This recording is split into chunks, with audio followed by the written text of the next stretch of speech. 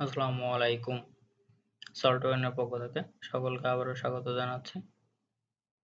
আজকে পিভট টেবিলের যে ধারাবাহিক টিউটোরিয়াল আছে তারই অংশ হিসেবে পিভট টেবিলের ফিল্ড সেটিং এর যে ভ্যালু আছে, তো এই ভ্যালু কিভাবে আমরা সাম কাউন্ট এর মাধ্যমে একটা ডাটা সায়েন্স করতে পারি সেটা একটা বেসিক ধারণা নেওয়ার চেষ্টা করব।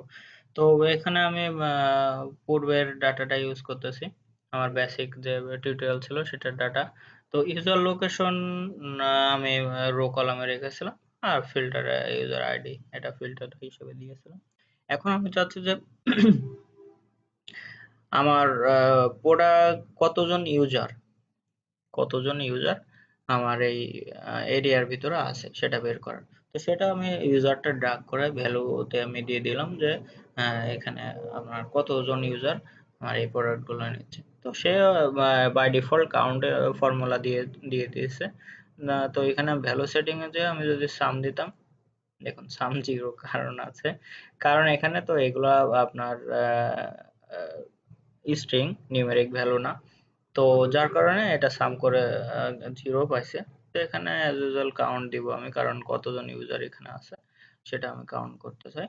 যে বগুড়ায় ৩ জন আছে, ফরিদপুরে ৪ জন, টাঙ্গাইলে ৩ জন। এটা হচ্ছে আমার ইউজার কোয়ান্টিটি, যে কতজন ইউজার আছে। আর এই ইউজারের এখন আমি যদি দেখতে চাই যে এই ইউজার গুলা কতগুলা কোয়ান্টিটি করে আমার প্রোডাক্ট নিয়েছে, সেক্ষেত্রে আমি প্রোডাক্ট কোয়ান্টিটিটা ড্র্যাগ করে ভ্যালুতে দিয়ে এখানে অটো সাম নিয়েছে। যদি এখানে count normally sorry product quantity কতগুলা নিয়েছে সাম আসছে। তো এটা হচ্ছে যে কাউন্ট করলে আমার তিনটা আমি ওই অ্যাজ ইউজুয়াল কাউন্ট করতেছে সে, সেটা কিন্তু যোগ করতেছে না। তো এই বগুড়ার প্রোডাক্ট কোয়ান্টিটি ৩ জায়গায় সে পাইছে। তো সেক্ষেত্রে আমি এখানে ভ্যালু সেটিং যদি সাম করে দিই, তাহলে দেখুন বগুড়ার ৩ জন ইউজার নিয়েছে কতটা প্রোডাক্ট, ১৫টা প্রোডাক্ট নিয়েছে। যশোরের ৪ জন ইউজার নিয়েছে কতটা প্রোডাক্ট, ৯টা প্রোডাক্ট নিয়েছে। সেই প্রোডাক্টের এখন যদি আমি মান্থলি পে এর যে ভ্যালু আছে সেটা যদি যোগ করতে চাই, মান্থলি পে এটা ড্র্যাগ করে একদম নিচে দিয়ে দিব। দেখুন আমার একটা করে কলাম কিন্তু বাড়তেছে, আর একটা করে হিসাব কিন্তু আমার এখানে চলে আসতেছে। তো এখানেও সাম অপশন আমি সাম ফিল্ড সেটিং সাম করে দিয়েছি, অটো সাম হয়েছে। আর যদি না থাকতো আমি সাম করে দিতাম। তো সেক্ষেত্রে এখন আমার ডাটাটা দেখুন, এখানকার যে ডাটা সেখানে কিন্তু আমি কোনোটাই নির্দিষ্টভাবে বলতে পারবো না যে কি আমার এখানে কোন অবস্থায় আছে ডাটাটা। তো এখানে একটু ডাটাটা দেখুন, এখানে ডাটাটা একটা সামারাইজ হয়ে চলে আসছে। এখানে বলতেছে যে বগুড়ায় ৩ জন ইউজার আছে, সে ১৫টা প্রোডাক্ট নিয়েছে, তার কাছে ২৩,৬০০ টাকা সে মান্থলি পে করে কিংবা সে মান্থলি পে করবে। এরপরে ঢাকা ৩টা ১৫টা প্রোডাক্ট ২৩,৪০০। এরপরে এরকম করে টাঙ্গাইল ৩টা প্রোডাক্ট কোয়ান্টিটি সে ৬টা নিয়েছে, সে ২১,০০০ টাকা পে করবে। গ্রান্ড টোটাল আমি কত পাবো, কতগুলা প্রোডাক্ট আমার দেওয়া আছে, কতগুলা ইউজার আমার আছে এখানে গ্র্যান্ড টোটালে চলে আসতেছে।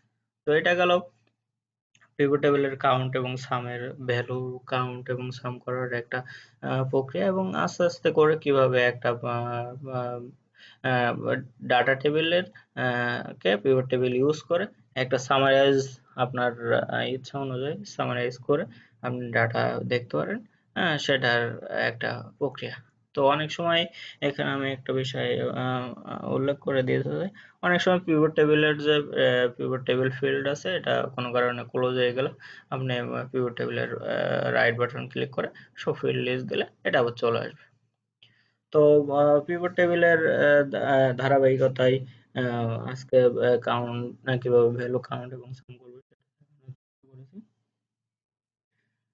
আর পরবর্তীতে পিভট টেবিল নিয়ে আরো আস্তে আস্তে অ্যাডভান্স লেভেলের জটিল সমস্যা কিভাবে ডাটা সাইন্স করে খুব সহজে রিপোর্ট সামারাইজ করা যায় এটা দেখানোর চেষ্টা করব।